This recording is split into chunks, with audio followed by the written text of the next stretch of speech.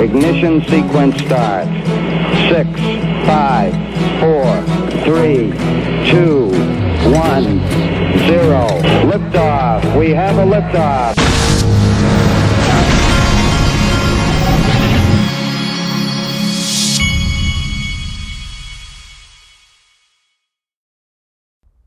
Hey everybody, this is the Digital Asset Investor, and tax season just wrapped up, but that doesn't mean that Clinton Donnelly cannot help you. He is the crypto tax fixer, and he wins more IRS audits than anyone else. You can protect yourself by going to cryptotaxaudit.com. These guys are one of my sponsors. Protect yourself from the IRS with a crypto tax audit membership. He's got 2 memberships.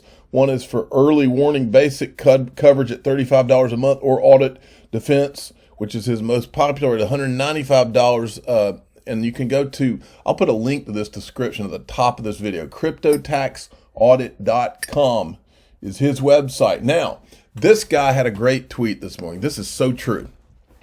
If we don't fight, we saw the video yesterday with Laura Shin and her government buddies, and they're all, they've all gotten their Bitcoin and Ethereum free pass. So they think that all of you and I should just sit down and shut up, and we shouldn't be impolite to the people that engineered all of this. We're supposed to sit down and shut up and just take the Bitcoin and Ethereum free pass and just put all our money in Bitcoin and Ethereum, even though they're inferior technologies to XRP, XLM, Cardano, XDC, you name it.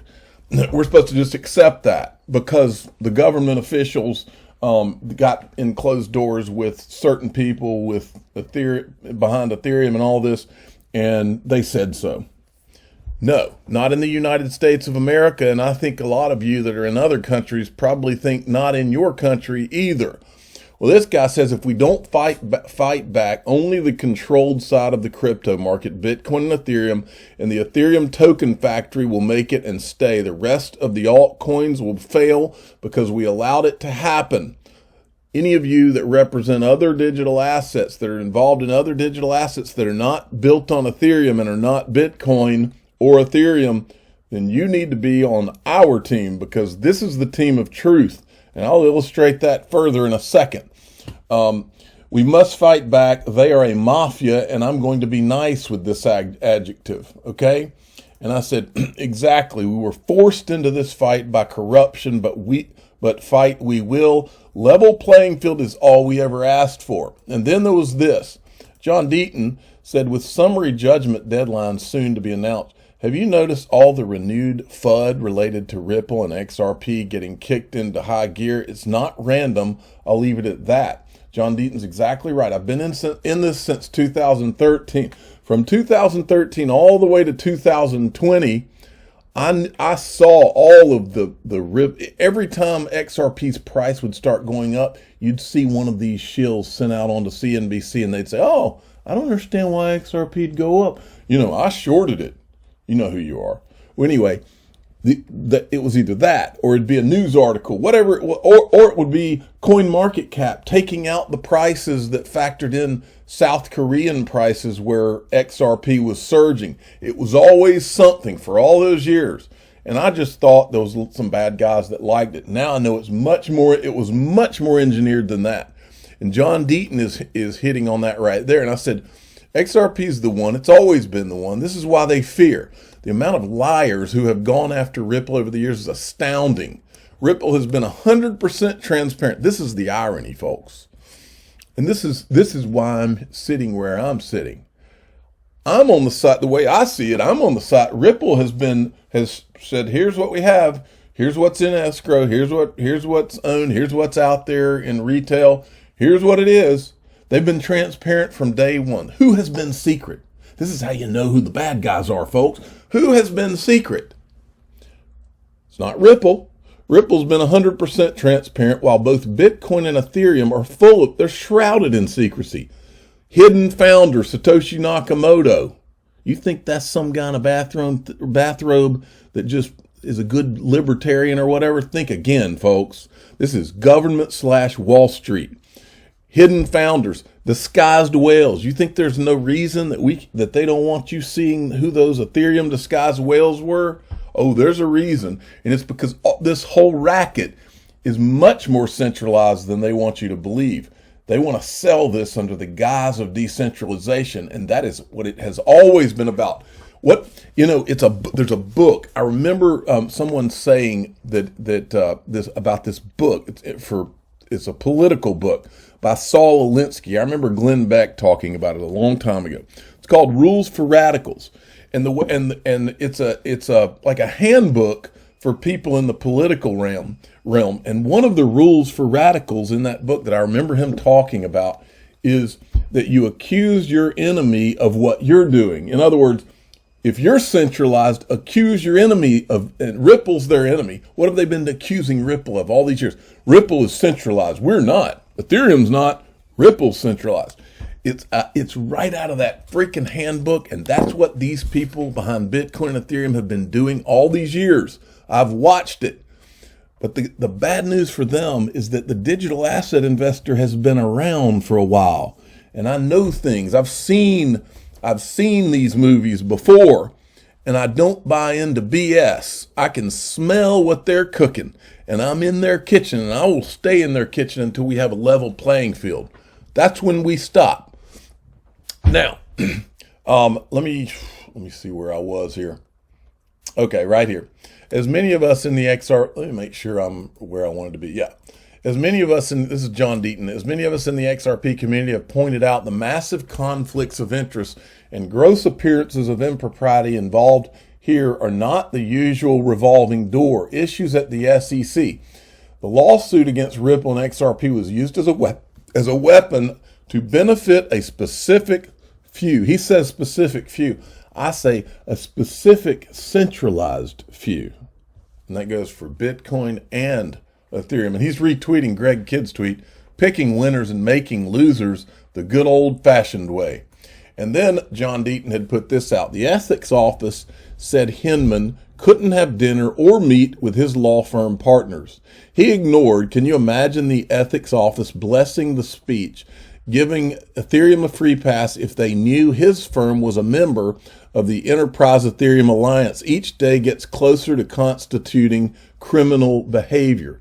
Now, folks, there's a point that John Deaton made one time, and the point that he made is he said, think about this. Ripple has been under this SEC they were under an SEC investigation even before SEC dropped the lawsuit. And in all that time, they couldn't find anything criminal about anything that Brad Garlinghouse or Chris Larson or Ripple had done. If they had, they would have loved to have been able to do it. They couldn't. So you got this company that's done everything right. They've checked all the boxes. They've been completely transparent. And then over here on the other side, I'm going to show you what we have, okay? Because we got more. And there's got to be a ton more than what we've got, because we're just showing you what's publicly available. First thing we've got, remember this guy? This is the Ethereum shadow government guy, not according to me. His name's Thomas Grieco. That was in Laura Shin's book. She's the one that said Vitalik Buterin was scared to even say this guy's name. He whistled instead, which is shady in itself.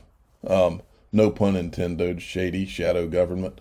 He says that in this clip right here from 12/11/2017, I just wanted to show you this to show you that their shadow government guy was already helping them to build the lie narrative that Ripple is centralized, but they are somehow not. Let me hit the refresh. And just as a joke, I said here at the end, I wonder if Vitalik was afraid to speak to with him on decentralization too. So he thinks that maybe that problem can be fixed if digital wallets can connect to the same ledger, and there is some incentivization for them to. If you look right there, you can't hear this video well, so I'm not going to play the whole thing.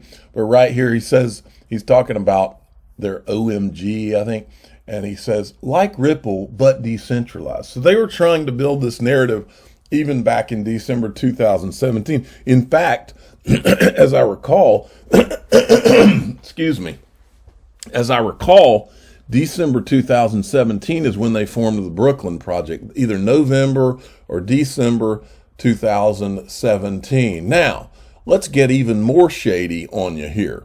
Now, and again, remember what John Deaton said. They investigated Ripple for all these years and couldn't find anything. These guys were so transparent and open and straightforward, and the SEC couldn't find anything. But they haven't looked into these guys. So here's what I said. Who were the disguised whales in the Ethereum ICO?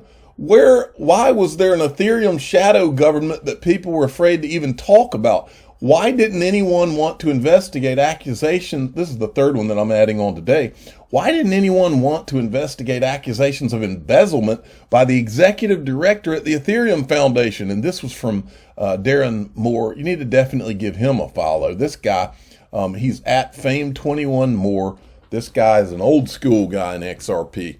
Listen to this. What else would she do? Why else did she develop such enemies on the... They're talking about a woman, I think her name is Ming Chen, and they're talking about how she was fired, I think, from the Ethereum Foundation back in the day, but how she was making all kinds of accusations and about people embezzling money. Listen to this.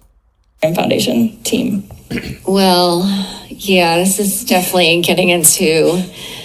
honestly, there were so many shocking things, but one of the things was she would tell people on the staff that, like, oh, these other people on staff had embezzled money, and she accused, like, multiple people of having done that. And as far as I can tell, she never gathered any evidence of it. She never confronted any of these people with evidence of it.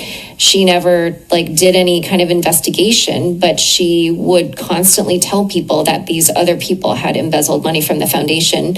And I asked Vitalik if he looked into it, and he didn't. He said he trusted her and stuff like that. So stuff like that was, like, super shocking. I mean, she was the executive director of the foundation, and she's, like, bad-mouthing all these people afterward. And let me tell you what's super shocking is that Laura Shin looked further into whether Charles Hoskinson had a college degree than she did in these accusations once she found out about them. That's what's super shocking. But there's a reason for that, because Laura Shin is toting the narrative. She's Bitcoin Ethereum all the way. And so to go look into those things, or to go look into the disguised whales from the Ethereum ICO, she can't do that, right? But since Charles Hoskinson is now the creator of Cardano, ADA, which is a competitor to Ripple, she'll dig all into whether he lied about having a certain college degree or something like that. Now that's the important stuff for her. You see how this works? And then there's this from Laura Shin. Some very kind of secret phone recordings I was able to get, where definitely certain parties on those calls would probably not want those to be public. And, I was able to get videos and links to certain things. And I mean, there's just a lot of information that my sources shared with me. So, yeah, I mean, if you've read the book, it is absolutely jam-packed with really amazing detail. Obviously, a ton of unreported scoops. I'm wondering...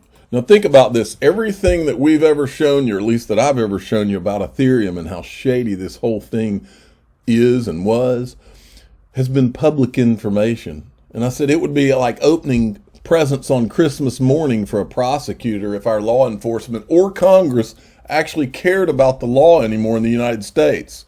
They're carrying a narrative too, apparently, because they're not touching this with a 10-foot pole.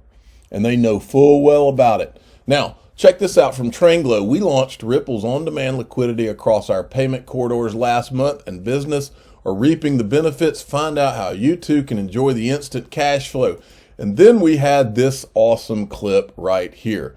This is one of the CEO of Standard Chartered on 4/14/2022 talking about Ripple. Watch this. You know, we have countries like XRP. Switzerland and China all testing out the digital currencies. How are you gearing up for the disruption of money with central bank digital currencies? How will it change the way you and other banks operate in future? Probably fundamentally. While we're not formally involved, no foreign banks are involved in the Chinese ECNY.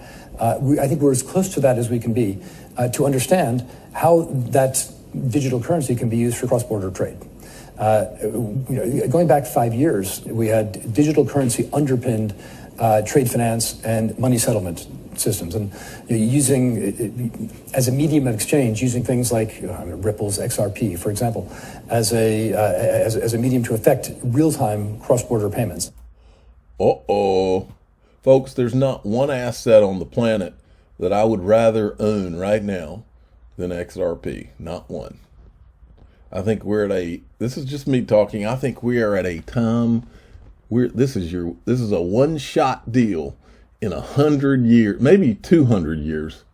This is one of those one-shot deals. I always like to think of it as me getting to sit at the table in Jekyll Island when they formed the Federal Reserve, and and they said, hey, you get to have this tiny, tiny little sliver, and you get to call it yours, and it's going to be your slice of the pie of the financial system for the next 100 to 200 years.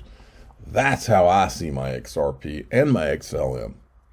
Let me show you this. This was Ashish Birla from the Ripple House. This was cool. Check this out. Down in Miami for Bitcoin Miami Week, they did this Ripple House. Hi, I'm Ashish Birla. I'm the general manager of RippleNet. I'm here in Miami at the Ripple House.